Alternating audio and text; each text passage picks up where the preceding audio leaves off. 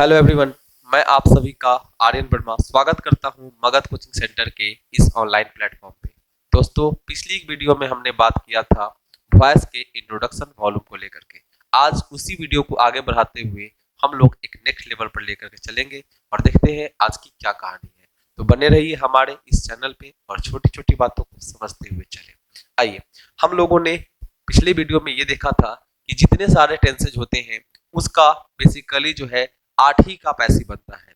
तो हम सारे स्ट्रक्चर को बना करके चलेंगे तो बेहतरीन माहौल समझ आएगा। आइए देखते हैं।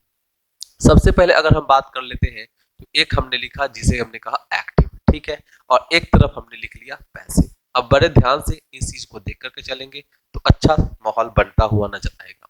जब भी अगर आप एक्टिव और पैसिव की बात करते हैं तो ऐसे में आपको करना क्या होता है, ध्यान देकर चलेंगे। सबसे पहला अगर हम टेंस की बात करेंगे तो हम बोलकर चलेंगे प्रेजेंट का इंडेफिनिट, राइट। प्रेजेंट इंडेफिनिट में आप सभी को पता होगा कि हम लोग जो है V1 या फिर V5 का सहारा लेते हैं। तो इस वजह से अगर हम लोग इसका पैसिव बना करके चलेंगे तो क्या होगा, तो V1 या V5 को लिखने का काम करेंगे तो पैसिव में बी का सहारा लेना पड़ता है।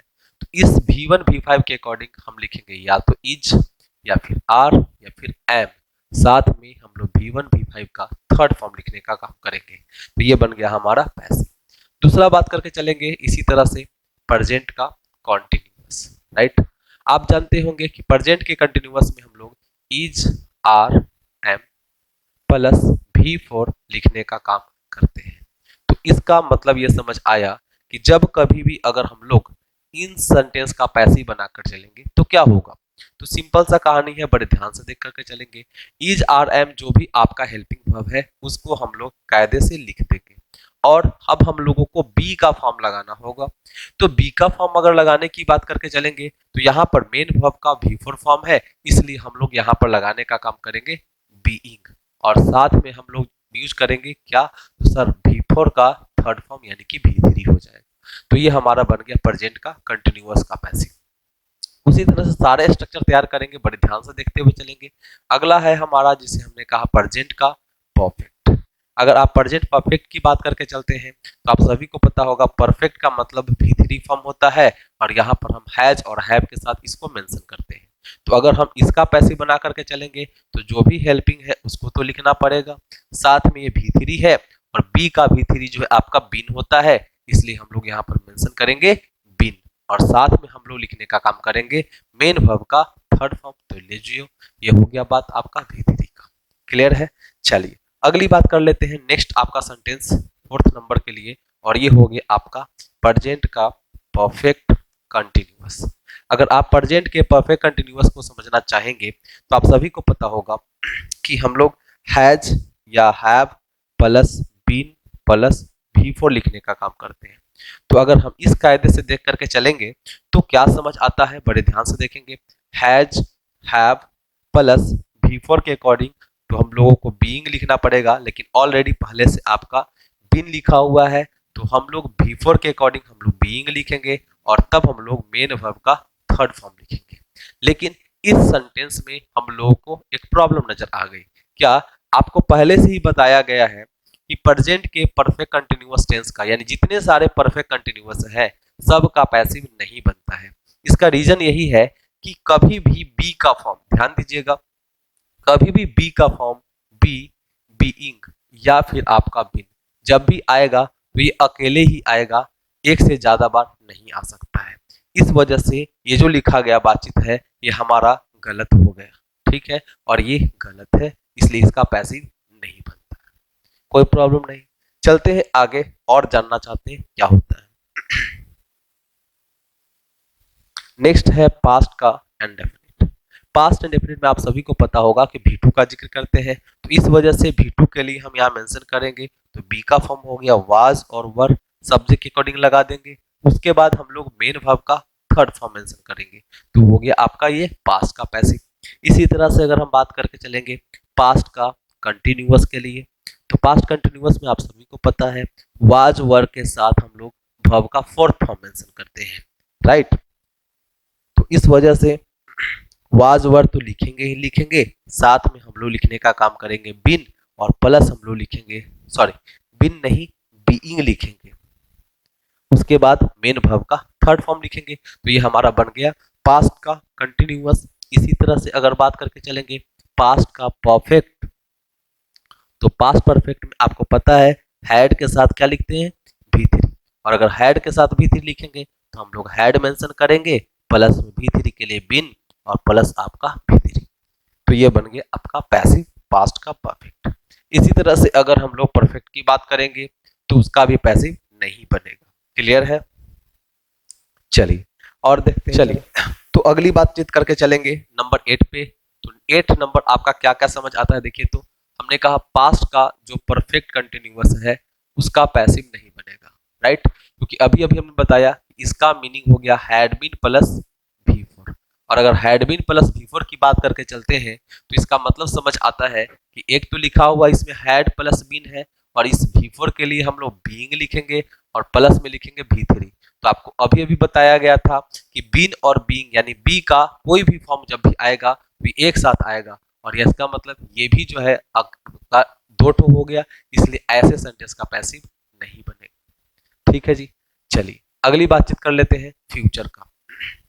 फ्यूचर का अगर इंडेफिनिट लेकर चलेंगे तो ये तो मॉडल एक्सिक्यूटिव के साथ होता है, तो शैल या विल होगा प्लस V1। तो इसका अगर पैसिव बनाकर चलेंगे तो शैल या फिर विल प्लस बी और प्लस क्या लिखेंगे, V3। क्योंकि यहां पर आपका V1 फॉर्म है इसलिए बी का हम लोग बी ही फॉर्म लिखेंगे, साथ में आपका V3 लिखेंगे, तो पैसिव बन गया। इसी तरह से 10 नंबर की बात करेंगे फ्यूचर का कॉन्टिन्यूअस। तो फ्यूचर के कंटिन्यूअस में आपका शैल और विल होगा प्लस बी और प्लस V4। तो इसका अगर हम पैसिव बनाना चाहेंगे तो ये भी पैसिव आपका गलत होगा, क्योंकि इसमें भी बी का एक से ज्यादा फॉर्म इस्तेमाल होने वाला है। बी होगा एक तो V4 के लिए इस्तेमाल करेंगे तो बीइंग हो जाएगा, और आप देख सकते हैं यहाँ पर भी ये बी का डबल फॉर्म आ गया, इसलिए इसका भी पैसिव आपका नहीं बनेगा। तो आपको पहले ही बताया गया है 12 टेंसेज में से आपका मात्र 8 का ही पैसिव बनता है, यानी 4 सेंटेंस का पैसिव नहीं बनता है, 3 आपका परफेक्ट कंटिन्यूअस और 1 आपका फ्यूचर का कंटिन्यूअस। इसी तरह से बाकी जितने सारे हैं सभी का बनता है।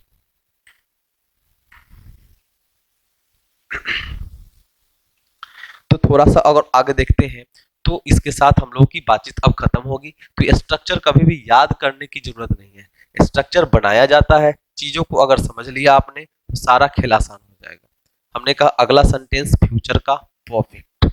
फ्यूचर के परफेक्ट की बात करके चलेंगे तो आपको पता है शैल और विल का इस्तेमाल करेंगे, प्लस में आपका हैव होगा, प्लस में हम लोग इस्तेमाल करेंगे V3, राइट? तो इसका पैसिव अगर बना करके चलेंगे तो ऐसे में हम लोग इस्तेमाल करके चलेंगे क्या, शैल या फिर विल प्लस हैव प्लस इस V3 के हिसाब से हम लोगों ने लिखा बिन, और तब हो जाएगा आपका मेन वर्ब का थर्ड फॉर्म। तो इस तरह से आप लोग पैसिव बना सकते हैं। और फिर से समझ लीजिए फ्यूचर के परफेक्ट कंटिन्यूअस टेंस का पैसिव नहीं बनता है। जिस भी सेंटेंस में बी का एक से ज्यादा फॉर्म अगर इस्तेमाल होगा वो आपका पैसिव नहीं होता है। बनाने के लिए कुछ ग्रामेरियंस ने बताया है, बट यही तरीका है, लेकिन ये तरीका एग्जामिनेशन के लिए ऑथेंटिक नहीं माना जाता है, इसलिए ऐसे सेंटेंस का पैसिव नहीं बनता है। क्लियर है? तो आइए अब हम लोग कुछ क्वेश्चन के साथ प्रैक्टिस करते हैं और देखते हैं कि क्या कहानी जुड़ती हुई नजर आती है। पहला सवाल है I know the address. She reads the hard times. Next, I shall help you. Fourth sentence, I will help her. Next sentence, Shreya can answer the riddles. 5 sentence हमने लिखा है, बड़े ध्यान से चीज़ों को देख करके चलेंगे तो अच्छा लेवल समझ आएगा। ठीक है, आइए सबसे पहले बात करेंगे, पहले सेंटेंस को सॉल्व करने का काम करते हैं। तो द एड्रेस, तो इसके हिसाब से हम लोग लिखेंगे तो क्या लिख सकते हैं, तो हम लोग एड्रेस को सब्जेक्ट बनाएंगे, तो हमने लिखा द एड्रेस। ठीक है जी, उसके बाद लिखा हुआ है नो, तो नो अपने आप में भी वन फॉर्म हुआ, तो एड्रेस के अकॉर्डिंग हमने लिखा इज, और नो का हमने लिख दिया नोन। नोन के हिसाब से आपको बताया गया था कि टू लगता है, उसके बाद आई के अकॉर्डिंग हमने लिख दिया मी, कोई दिक्कत नहीं। चलिए अगला सवाल है, सी रीड्स द हार्ड टाइम्स, तो हमने लिखा यहाँ पर द हार्ड टाइम्स, कोई दिक्कत नहीं। हार्ड टाइम्स, कोई भी अगर आपका न्यूज़पेपर का नाम होता है तो सब सारा सिंगुलर होता है, इसीलिए सिंगुलर है तो सिंगुलर वर्ब लगाएंगे। तो रीड से इसके अकॉर्डिंग इज लिखेंगे, रीड का रीड ही होगा और बाई हर लिखेंगे। अगला सवाल, आई शैल हेल्प यू, तो यहाँ हो जाएगा आपका यू, आई शैल लिखा हुआ है तो यहाँ पर हम लिखेंगे यू के अकॉर्डिंग विल। उसके बाद बी लिखेंगे, हेल्प का थर्ड फॉर्म आपका हेल्प्ड हो जाएगा, और आई का हम लिखने का काम करेंगे मी, कोई दिक्कत नहीं। चलिए अगली बातचीत कर लेते हैं इस क्वेश्चन पे, बड़े ध्यान समझिएगा। देखिए जब कभी भी अगर आपके सामने जैसा क्वेश्चन होगा ना वैसा ही आंसर देना होता है।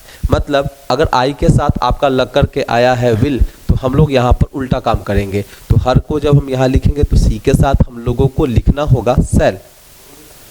उसके बाद लिखेंगे बी, हेल्प का थर्ड फॉर्म होगा आपका हेल्प्ड, फिर बाई और आई का लिखने का काम करेंगे मी, कोई दिक्कत नहीं। चलिए अगली बातचीत कर लेते हैं। Shreya can answer the riddles, तो द रिडल्स लिखेंगे। उसके बाद कैन लिखा हुआ है तो कैन ही है जी, ये तो सभी मॉडल सभी सब्जेक्ट के साथ लगेगा। उसके बाद यहाँ पर भी1 है तो बी लिखेंगे, फिर आंसर का आंसर लिखेंगे, उसके बाद बाई और फिर लिख देंगे आपका श्रेया। तो ये आपका बन गया 5 सेंटेंस का पैसिव। आप सभी लोगों को आई होप बेहतर समझ आया होगा। तो हम लोग फिर से कुछ नए लेवल को सीखने का काम करते हैं, देखते हैं और क्या बातें हैं, बड़े ध्यान से चीज़ों को सीखते हुए। चलिए कुछ नए सवाल पे काम कर लेते हैं, आइए बड़े ध्यान से देखते हैं। लिखा है we will manage the machine.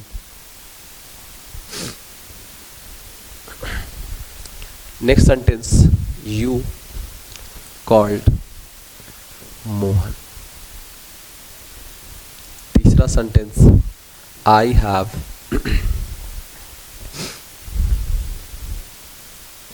Played cricket. We should help the poor. Radha knows Meera. 5 sentence मैंने फिर से आपके लिए तैयार किया है, बड़े ध्यान से देखेंगे इसका पैसिव। मैंने सभी सेंटेंस में यही बताया है कि जो भी आपका ऑब्जेक्ट होगा उसको सब्जेक्ट बनाना होगा। तो सबसे पहले लिखने का काम करेंगे द मशीन, राइट।